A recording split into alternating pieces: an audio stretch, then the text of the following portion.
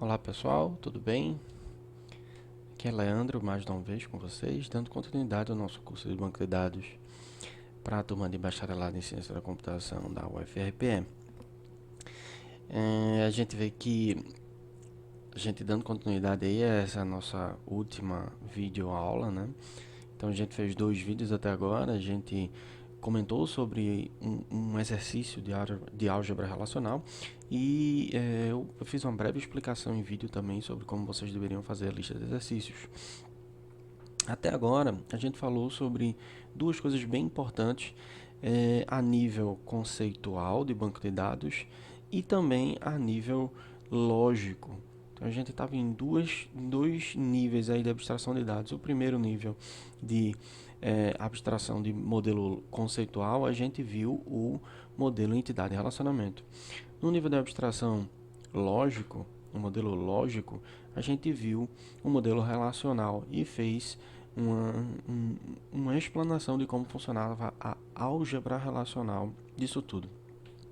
Dando continuidade, a gente vai falar agora, uma vez que a gente sabe como funciona o modelo relacional, uma vez que a gente sabe como funciona o modelo entidade e relacionamento, os dois em níveis de abstração diferentes, a gente precisa saber como traduzir um modelo para o outro. A gente começa a desenvolver no modelo conceitual, primeiro faz um modelo entidade e relacionamento, com caixinhas, bolinhas, relacionamentos, losangos, atributos em elipses e usando todo esse poder do modelo entidade e relacionamento. Depois cria um esquema relacional em termos do seu modelo entidade e relacionamento, mas a gente não sabe como sair do modelo entidade e relacionamento para um modelo relacional. Então é isso que a gente vai ver na aula de hoje, quando a gente for falar na transição do modelo ER agora para o modelo relacional. E o que é que a gente vai sair de um nível mais alto de abstração para um nível mais baixo de abstração, mais próximo de ser implementado num SGBD. Bom, dá para entender que a gente está falando do projeto lógico, né? Então a gente vai trazer o projeto conceitual, o nosso modelo conceitual, entidade e relacionamento, no nível lógico agora. A gente vai reduzir o nosso esquema ER a tabelas. A gente vai em algum momento fazer a tradução do nosso modelo visual em tabelas. Alguns conceitos básicos. A gente falou sobre o modelo conceitual, ER. A gente falou um pouco sobre o modelo lógico, modelo relacional. A gente vai falar da tradução do modelo conceitual para o modelo lógico. E já vai estar um pé de implementar o modelo físico, de criar um modelo físico utilizando uma linguagem de especificação do banco de dados, uma linguagem de Data Definition Language, que no caso é parte de SQL. Ok, a gente no modelo conceitual, a gente tinha uma noção bem abstrata do mundo. A gente partia de um mini mundo e criava um modelo ER. A gente fazia o nosso modelo ER sem se preocupar com o que vinha pela frente. Só que a gente entendeu como funciona o modelo relacional, a gente entendeu o que é isso, certo? A gente viu em termos de relações e relacionamento entre essas relações, a gente criou uma estrutura chamada de modelo relacional e uma álgebra sobre ela, uma álgebra sobre o modelo relacional para que isso funcionasse. O detalhe é que a gente não sabe traduzir do modelo ER para o modelo relacional. A gente vai aplicar um conjunto de regras, e essas regras, na maioria das vezes, são bem diretas de serem aplicadas para traduzir do modelo ER para o modelo relacional. O principal objetivo de tudo é que o nosso banco de dados obtenha um bom desempenho, que o nosso banco de dados não seja redundante, não falte com integridade, que a gente permita que seja possível fácil alteração no nosso BD e que no final das contas a gente ocupe o mínimo espaço possível em disco. Não faz sentido eu ocupar muito espaço em disco para armazenar um conjunto de dados irrelevante. Alguns princípios que eu já acabei comentando sem querer nas últimas aulas é que a gente precisa evitar de cara o número de junções Então, se a gente precisa executar várias junções para uma determinada consulta muito simples, o desempenho do nosso banco de dados vai cair consideravelmente. A ideia também é a gente conseguir diminuir o número de chaves primárias, ou fazendo com que a chave primária seja atômica sempre. A ideia da gente transformar um modelo R em um modelo relacional segue um conjunto de princípios, como a gente vinha falando. E esse conjunto de princípios também tenta evitar campos opcionais. A maioria das vezes os campos devem ser obrigatórios. Se os campos forem opcionais, é possível que imagine um conjunto grande de registros, e vou voltar aqui só na nossa listinha de exercício que eu disponibilizei. Mas digamos que nesse pequeno exemplo aqui de produto PC, digamos que houvesse uma outra coluna nesse produto que fosse uma coluna opcional e informasse, por exemplo, o prazo de validade de um determinado produto. Dependendo do tipo de produto, esse produto poderia ter ou não um prazo de validade. Se eu deixo um campo opcional no meu banco de dados, é bem possível que vários dos registros, várias dessas tuplas, não tenham aquele valor preenchido. Ou seja, você está alocando, reservando um espaço desnecessariamente. Continuando. Quanto menor o número de campos opcionais, também menor o número de acessos a disco, para retornar um valor vazio, certo? Ok, os primeiros conceitos básicos que a gente tem que ver, tem que entender para reduzir o nosso modelo relacional, o nosso modelo entidade e relacionamento num esquema relacional, é uma sequência de 3 passos. Primeiro, traduzir as entidades e seus atributos. Segundo, traduzir os relacionamentos e os seus respectivos atributos também. E terceiro, a tradução de generalizações ou agregações, dependendo do que você utilizou no seu modelo ER. Se você utilizou no seu modelo ER alguma capacidade de ER estendido ou EER, você também vai precisar fazer esse terceiro passo de traduzir as generalizações e agregações.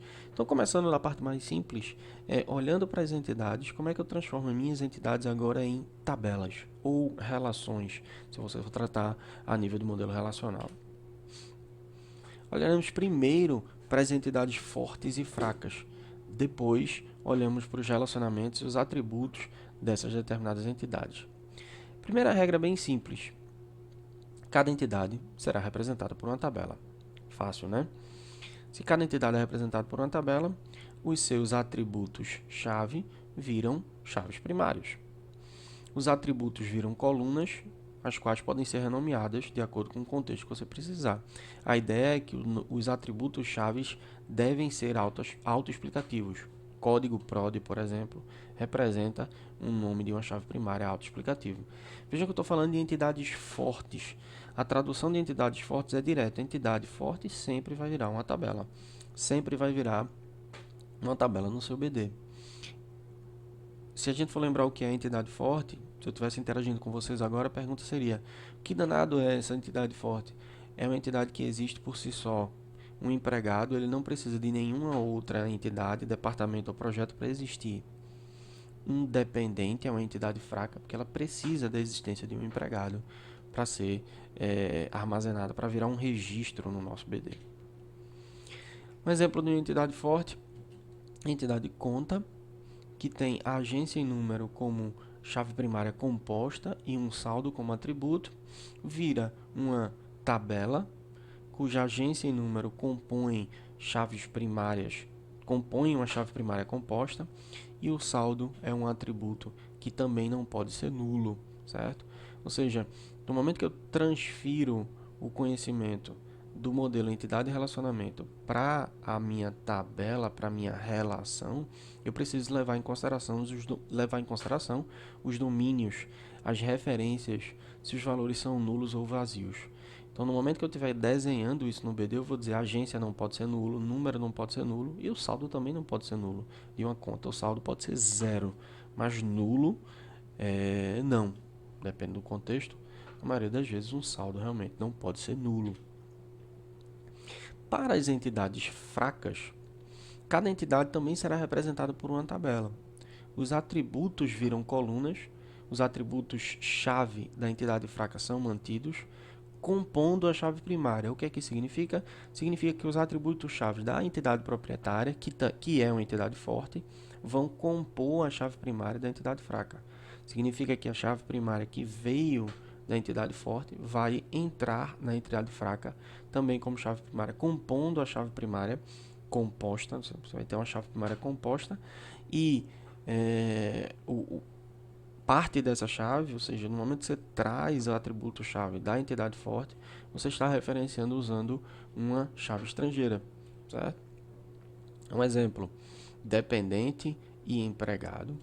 O dependente é uma entidade fraca, então o dependente ele vai ter como chave primária a composição de nome mais o SSN do empregado, sendo que SSN do empregado é uma chave estrangeira apontando para a chave primária de empregado. Certo? Então, é uma relação simples. A chave de dependente vai ser uma chave parcial, porque ela vai depender diretamente da chave primária da sua entidade forte. Atributos multivalorados normalmente não existem, certo? Toda vez que você cria atributos multivalorados, esses atributos eles precisam ser armazenados em uma nova tabela. Então, um atributo multivalorado não é nada mais do que uma forma de criar vários registros apontando para uma mesma entidade. Nesse caso, a chave primária dessa nova tabela criada, olha aqui para departamento que apresenta várias localizações, o relacionamento localização e departamento vai ser feito pelo nome do departamento, apontando para a chave primária de departamento, ou seja, esse cara aqui é uma chave estrangeira, e a localização vai ser, a composição da minha chave primária. Então, o nome do departamento mais a localização vai me gerar uma chave primária. O que é que significa? Que um departamento com o mesmo nome não pode ter a mesma localização. E eu vou ter vários registros na tabela localização que vão me representar um atributo multivalorado. Não existem atributos multivalorados no modelo relacional. Então, quando você estiver desenhando o esquema relacional, esse cara aqui não vai representar um atributo multivalorado, ele vai simplesmente representar uma tabela que vai apontar para a sua tabela forte, para a sua entidade forte, que é departamento, certo? Quando a gente for relacionar atributos, os atributos vão apresentar uma determinada dependência funcional. Em uma relação, diz que a dependência funcional é se x e y são atributos distintos da relação, para um determinado valor de y, de x, corresponde somente um valor de y. Então, quando existe uma dependência funcional, para todo valor de x existe somente um valor correspondente de y, ou seja, x depende de y. Cuidado para não confundir quando x recebe um determinado valor de y e a dependência funcional de x para y é a setinha no sentido contrário, certo? O que é que isso significa? Quando há dependência funcional, uma vez que eu determino o valor de x, eu consigo determinar o valor de y e vice-versa. A dependência ela é total se existe dependência funcional de x para y e existe dependência funcional de y para x, é chamada dependência plena, quando ocorre um atributo depender funcionalmente um de outro. Um exemplo de dependência funcional. A dependência funcional de todos os atributos, por exemplo, do departamento, ou de um dependente, ou de um empregado. Eu vou só voltar aqui para uma conta. Se eu dou o número da agência em número, eu consigo determinar o saldo de uma conta? Sim. Ou seja, existe dependência funcional total do saldo para com a agência e o número, certo? Dado que eu entrego a chave primária de uma tabela, eu consigo determinar todos os outros atributos. A chave primária é dependida, apresenta uma dependência funcional total com todos os outros atributos. Então, na nossa regra geral, Um conjunto de atributos constitui a chave primária de uma relação se todos, sempre, todos os demais atributos da relação dependem do funcionamento dessa chave. Se eu disser que um determinado atributo de uma relação, digamos aqui, dependente, e eu digo que data de nascimento pode ser definida somente pelo nome do dependente, data de nascimento não terá uma dependência funcional total com a chave primária, que seria nome e SSN empregado. Então, a dependência funcional de qualquer atributo, ou melhor, a dependência funcional de todos os atributos, precisa ser completa, total, para com a chave primária da sua tabela.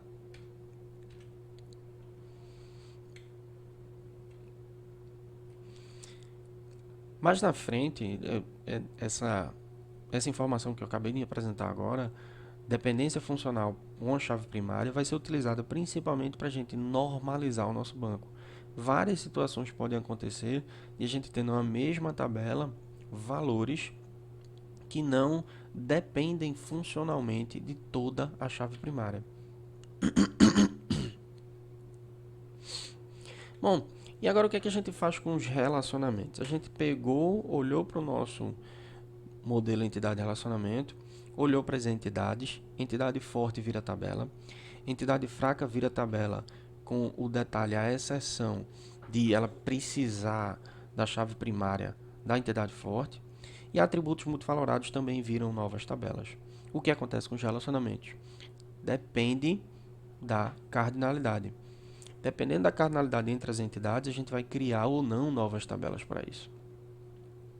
O conjunto de relacionamentos é determinado diretamente pela cardinalidade. Assim, pode-se optar pelas seguintes abordagens. Eu vou fundir algumas tabelas, eu vou usar colunas opcionais dentro da tabela, ou eu vou usar uma tabela própria. E a gente vai ver, para cada tipo de cardinalidade, eu vou utilizar cada uma dessas abordagens de forma diferente. Por exemplo, se eu tenho empregados que gerenciam departamentos, imaginem que nesse modelo entidade de relacionamento não existe mais nenhum outro relacionamento de empregado com departamento, ou de empregado com projeto, ou de empregado com dependente. Só existem essas duas entidades, empregado, departamento, e um relacionamento entre elas chamado de gerencia.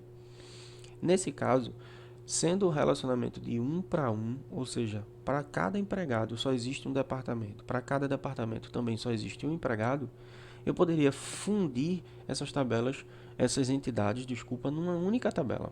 Uma única tabela apresentaria todos os atributos de todas as entidades participantes no relacionamento. Esse é normalmente o caso mais raro de acontecer. Na maioria das vezes, uma entidade vai apresentar relacionamentos com outras entidades, e aí você não vai poder fazer essa fusão em uma única tabela. Nesse caso, eu fundi em uma tabela empregado, SSN, data de nascimento, sexo e todos os outros atributos do empregado, número do departamento, nome, localização, data, início de gerência, como todos os atributos do departamento, mais um atributo do relacionamento. Tudo isso numa tabela só. A maioria das vezes, a gente vai acabar fazendo uso de uma coluna opcional dentro de uma determinada tabela de entidade. Então, só é possível fazer isso quando uma das entidades tem cardinalidade máxima 1. Por exemplo, se um determinado empregado trabalha para um determinado departamento e esse empregado só trabalha para um departamento, eu poderia tranquilamente adicionar na tabela, no lado do empregado, ou seja, no lado onde a ocorrência é somente de 1, no lado onde a ocorrência é 1, do lado do empregado eu adiciono o número do departamento ao qual ele faz parte.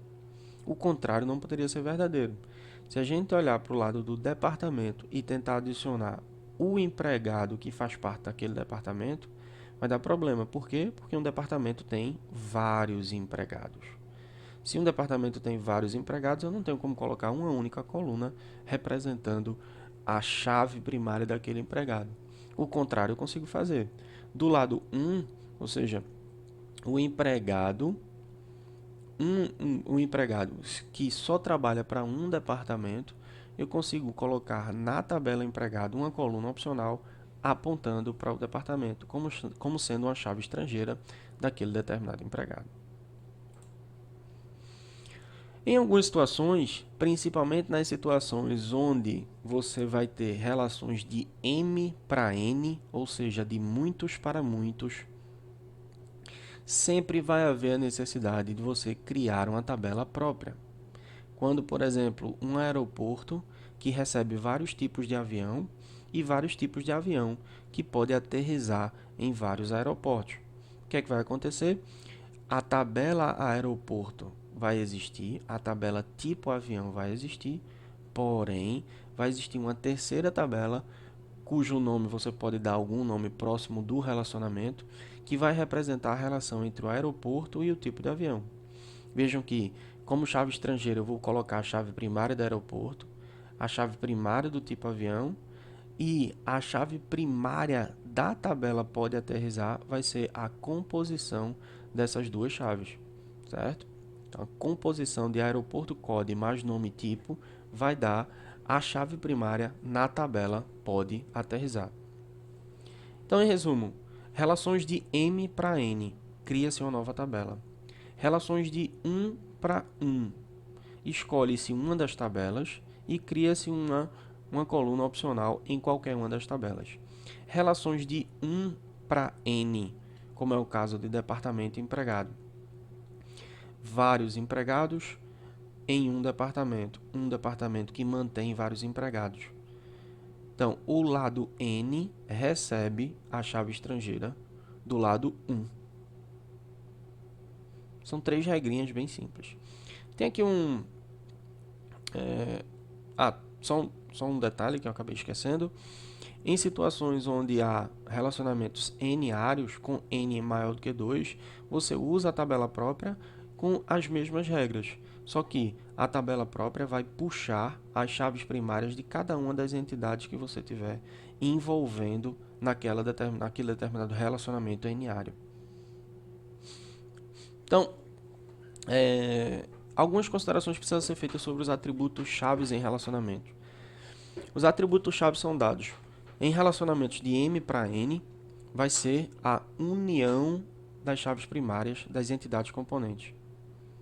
Em relacionamentos de 1 para N ou N para 1, a chave primária vai ficar do lado N, do lado muitos da relação.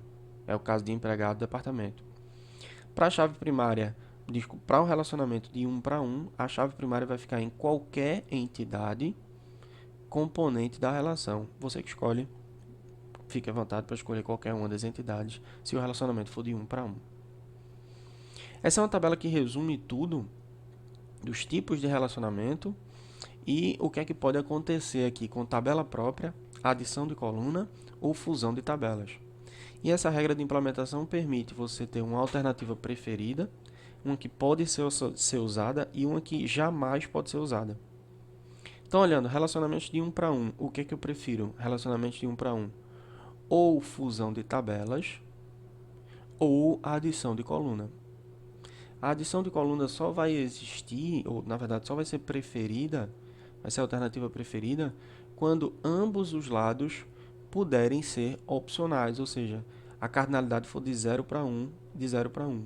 Significa, digamos que uma determinada pessoa trabalha em um projeto, pode ser que essa pessoa não trabalhe em projeto nenhum, pode ser que esse projeto não tenha ninguém alocado nela.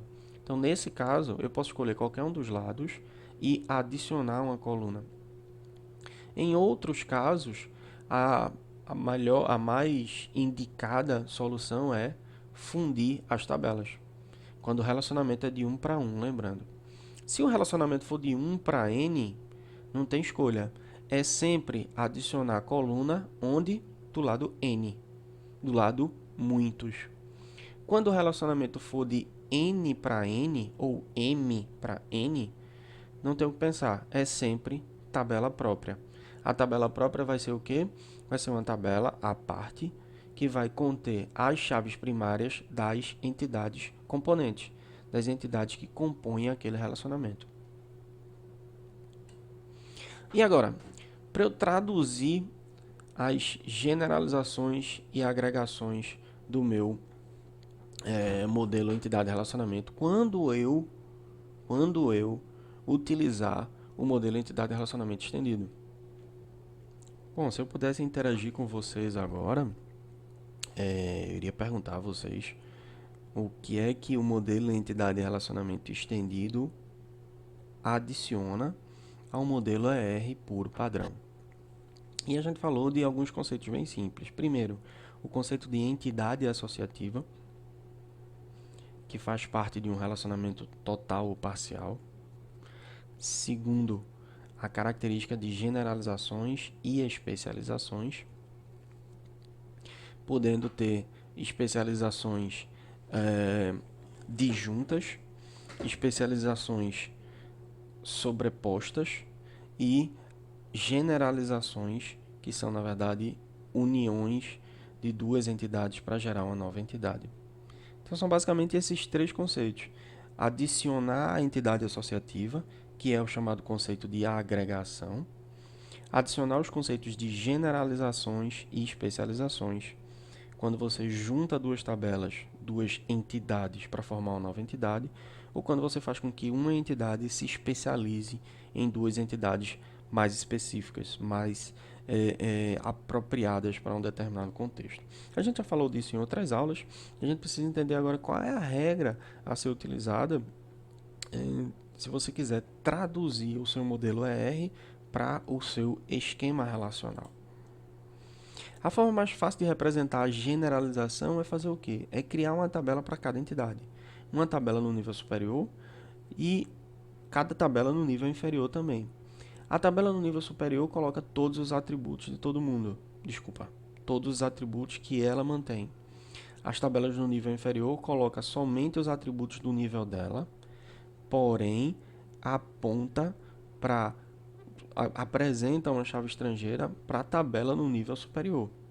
Então, o que é que você faz? É muito parecido com a orientação a objeto. Na orientação a objeto, quando você tem a herança entre duas classes, a classe de mais alto nível, a superclasse, disponibiliza um número de atributos e a subclasse adiciona novos atributos, reutilizando, pegando novamente os atributos da superclasse. O que acontece aqui é que você vai criar, digamos, duas tabelas, uma no nível superior e outra no nível inferior. A do nível superior declara os seus próprios atributos, a do nível inferior declara os seus próprios atributos, porém uma nova coluna com a chave estrangeira apontando para a chave primária da tabela no nível superior. Aqui um exemplo. Eu tenho um distribuidor e esse distribuidor ou é uma pessoa física ou é uma pessoa jurídica. Se ele for uma pessoa física, ele tem um CPF. Se ele for uma pessoa jurídica, ele tem um CNPJ. Esse tipo de generalização é a generalização disjunta, certo? É uma generalização que na nomenclatura oficial, na notação oficial, seria um símbolozinho aqui, um círculo com um D no meio, um D de disjunção, de disjoint em inglês. Então, o que é que eu vou fazer quando eu for traduzir isso para tabelas? Distribuidor vira uma tabela, ele por si só tem os seus próprios atributos, ID, telefone e nome, ID sendo chave primária. O distribuidor pessoa física vai ter o ID do distribuidor dele, que identifica ele na tabela de distribuidor, mais o CPF ou outros campos que ele vier a ter. O distribuidor PJ também tem um ID com outros atributos que ele vier a ter, nesse caso, CNPJ. Vejam que a chave primária destas tabelas em nível inferior também é igual à chave primária da tabela em nível superior. O detalhe é que esse campo ele é tanto chave primária quanto chave estrangeira, apontando para a chave primária da tabela em nível superior. Um outro exemplo, para representar relacionamentos mutuamente exclusivos, a gente poderia simplesmente criar duas tabelas e ignorar a tabela em nível superior. Se eu quiser que um distribuidor seja ou pessoa física ou pessoa jurídica, eu posso simplesmente criar duas tabelas, pessoa física e pessoa jurídica, e ignorar uma tabela no nível superior. Veja que nesse caso de três tabelas, eu não garanto que alguém vai estar na tabela de pessoa física e na tabela de pessoa jurídica ao mesmo tempo. Eu não garanto isso. Eu não tenho como garantir. O BD olha para essa tabela, chave primária, ok. Olha para essa tabela, chave primária, ok. Se eu tiver a mesma chave primária nas duas tabelas, problema nenhum. Não vai acontecer nada. O BD vai olhar para essa tabela que tem a sua própria chave primária, para essa tabela que tem a sua própria chave primária.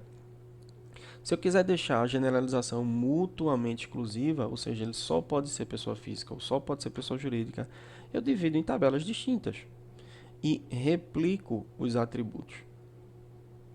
Então, pode-se criar uma tabela para cada entidade em nível inferior e as tabelas em nível inferior colocam todos os atributos no nível superior dentro delas. Então, você ignora que existe um nível superior e aí você coloca todas as tabelas de nível inferior.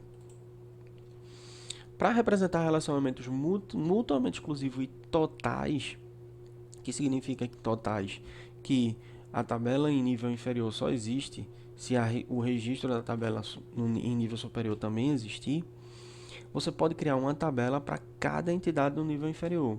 A vantagem, o controle da integridade pode ser feito por software. Desvantagem, você vai fazer armazenamento múltiplo de chave primária. Então, há alguma desvantagem também. Em algum momento você vai precisar realizar junções para recuperar os dados. As junções vão acabar sendo inevitáveis. Alguma opção de representação de toda generalização e especialização é através de uma única tabela. Então, uma única tabela vai apresentar várias colunas opcionais, como se você tivesse um distribuidor. Esse distribuidor tem ID, CPF, CNPJ, telefone e nome. Se o cara for pessoa física, armazena só o CPF. Se o cara for pessoa jurídica, armazena só o CNPJ. Desvantagem, você vai ter várias colunas opcionais com grande número de valores nulos no seu BD. Algumas vantagens, o armazenamento da chave primária vai ser em uma única tabela. Então, você não vai precisar realizar junções. Um grande problema é que você acaba misturando conceitos. Um distribuidor pessoa física pode ter atributos ou campos que são completamente diferentes de um distribuidor de pessoa jurídica. E aí você vai estar misturando esses atributos numa mesma tabela. Isso gera uma confusão semântica. Você olha para a tabela e os campos da tabela não representam aquela tabela diretamente.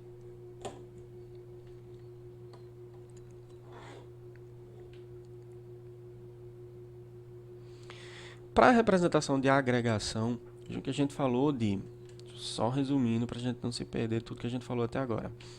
Eu falei o que é que a gente deve fazer quando a gente tem entidades fortes, entidades fracas, relacionamento entre essas entidades e, dependendo da cardinalidade, você vai ou não criar tabelas específicas para isso. Para cada atributo, a gente falou atributo chave vira chave primária.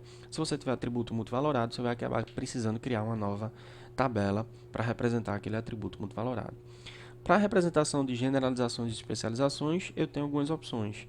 Ou eu crio tabelas em níveis distintos, como é esse caso. Distribuidor está no nível superior e distribuidor PF e PJ estão no nível inferior. Ou eu crio duas tabelas, cada tabela replicando os campos do nível superior. Ou eu crio uma tabela só. O detalhe é que isso pode gerar uma confusão semântica considerável no meu BD. Então, dependendo do contexto, cada generalização e especialização pode ser tratada de forma distinta. Depende realmente do momento que você for aplicar, da forma que você for fazer no seu projeto lógico, no seu nível lógico. Para a agregação, é simples traduzir para o modelo R. A agregação, ou o que a gente chama de entidade associativa, não é nada mais do que uma nova tabela. É um relacionamento entre duas tabelas, provavelmente de M para N, que vai gerar uma nova tabela. Então, as aplicações das técnicas são as mesmas para entidades e relacionamentos. Vejam nesse exemplo. Fornecedor, peça e projeto são três entidades. A associação de fornecedor e peça, como o que eu estou chamando aqui de peça fornecida, ou o nome da relação fornece, se relaciona diretamente com o projeto através de abastece. Uma peça abastece um determinado projeto. O que é que eu estou fazendo? Esta associação de fornecedor e peça gera uma nova tabela. Então, as regras são bem simples, são bem parecidas com a regra de tradução de entidades normalmente. O que vai acontecer? Nesse tipo de agregação eu vou ter a tabela do fornecedor, a tabela da peça, cada um com sua chave primária e os seus campos específicos. A associação de fornecedor e peça, M para N, esses caras estão associados M para N aqui, desculpa, a associação de M para N dos dois geraria uma nova tabela representando a entidade associativa, que é a tabela fornece. Na tabela fornece, eu teria a chave primária da tabela fornece como sendo a conjunção de fornecedor e peça, as chaves primárias de fornecedor e peça, e o relacionamento de fornece com o projeto vai ser feito através de uma nova tabela chamada abastece, principalmente porque esse relacionamento pode ser feito de M para N. Então, vê, ó, 1, 2, 3, fornecedor, peça e projeto. São 3 tabelas à parte. O relacionamento de fornecedor e peça é feito por uma tabela à parte chamada de fornece. Provavelmente porque fornecedor e peça tem um relacionamento de M para N. A relação fornece, a entidade associativa fornece, se relaciona com o projeto através do relacionamento abastece. Então, esses dois caras se relacionam de M para N também. E aí você cria uma nova tabelinha abastece, que vai manter a chave primária de fornece mais a chave primária de projeto. Por acaso, a chave primária de fornece é a composição da chave primária de fornecedor com a chave primária de peça. Basicamente, as mesmas regras de entidades e relacionamentos servem para traduzir a agregação. Dados os 3 passos, agora a gente precisa verificar a qualidade desse projeto lógico, certo? A saída do meu projeto lógico é um esquema relacional. A saída do meu projeto conceitual é o que? É o meu modelo entidade e relacionamento. Eu dou como entrada para o projeto lógico o modelo entidade e relacionamento, transformo seguindo essas regras que a gente acabou de ver e dou como saída do meu projeto lógico o esquema relacional, identificando tabelas, chaves primárias, chaves estrangeiras. Só que o detalhe é, durante esse processo, pode haver um conjunto de coisas a serem analisadas. Você pode ter informações repetidas, você pode ter, por exemplo, a inabilidade de representar informações através do modelo. Informações duplicadas, informações desnecessárias sendo armazenadas em mais de uma tabela, por exemplo. Para isso, a gente faz um processo chamado de normalização, que também segue um conjunto de passos. Para fazer a normalização, a gente vai, obviamente, ver o conjunto de passos em outra aula e trabalhar em cima dessa normalização diretamente em outra aula. Então, em resumo, a gente falou do modelo conceitual, a gente falou do modelo lógico, a gente traduziu o modelo conceitual para o modelo lógico, seguindo um conjunto de 3 passos, e esses 3 passos não são difíceis de gravar, não são difíceis de aplicar. No momento que a gente tem o esquema relacional como saída do meu modelo lógico, eu preciso normalizar esse modelo lógico, que é o assunto da nossa próxima aula, quando a gente for falar de, normalização. Toda essa aula foi baseada no livro de Navati, principalmente da última edição, da 6ª edição, e a gente falou bem sobre projeto lógico como saída, dando como saída o nosso esquema relacional. Espero que vocês tenham entendido. Quaisquer dúvidas, tentem colocar nos comentários do vídeo. Eu vou observar os comentários do vídeo. Se vocês quiserem ver mais vídeos, mais na frente é bem possível que eu vá publicar outros vídeos, tanto da disciplina de banco de dados quanto de outras disciplinas. Então, se inscrevam no canal, cliquem lá no subscribe do canal. Eu não devo publicar vídeos de vlogs ou outras coisas, mas só videoaulas. Espero que eu tenha sido claro. A gente vai fazer um exercício junto em sala de aula, partindo do zero, desde um mini-mundo, criando um modelo entidade e relacionamento. Depois, traduzindo esse modelo entidade e relacionamento para o projeto lógico, dando como saída o esquema relacional. Depois, normalizando esse cara. E essa normalização vai ser feita em cima do assunto que a gente vai ver na próxima aula. Depois, a gente vai fazer o projeto físico. A gente vai criar diretamente em USGBD o esquema relacional. Então, para finalizar tudo, finalizar o nosso exercício e finalizar a aula como um todo, a gente vai entender esse exercício por completo, desde o início ao fim, que é o exercício do banco de dados do hospital. A gente já falou desse exercício quando a gente estava falando da modelagem ER, mas a gente vai fazer a modelagem ER desse cara, vai criar, vai utilizar as regras que a gente falou na aula de hoje para transformar o modelo ER deste modelo em um esquema relacional e depois aplicar a normalização. Mais uma vez, essa aula está disponível no site da disciplina, então qualquer um de vocês pode consultar. E eu deixo como o final dessa aula esse exercício completo para vocês. Eu quero que vocês façam esse exercício para que a gente discuta em sala de aula. Isso vai ser bem importante para vocês exercitarem a modelagem entidade e relacionamento. Essa foi uma questão de aulas de provas passadas e vai ser bem útil para a gente trabalhar o contexto de modelagem R no projeto conceitual, depois modelagem relacional no projeto lógico e a tradução de um modelo R para um modelo relacional. Mais na frente a aplicação disso e criação desta estrutura num BD como projeto físico. Eu espero ter sido claro durante a aula para vocês. Espero que vocês tenham entendido. Qualquer dúvida, fico à disposição. Mais uma vez, disponibilizo aí os comentários do vídeo para vocês postarem o que vocês precisarem, o que vocês quiserem de dúvida. E as dúvidas podem ser tiradas entre vocês mesmos, obviamente, também. Tá? Mas eu fico à disposição aí para o que se fizer necessário. Nos vemos em sala de aula. Esse exercício completo já está disponível na aula, então peguem lá no site da disciplina. Obrigado pela atenção de todos e até mais.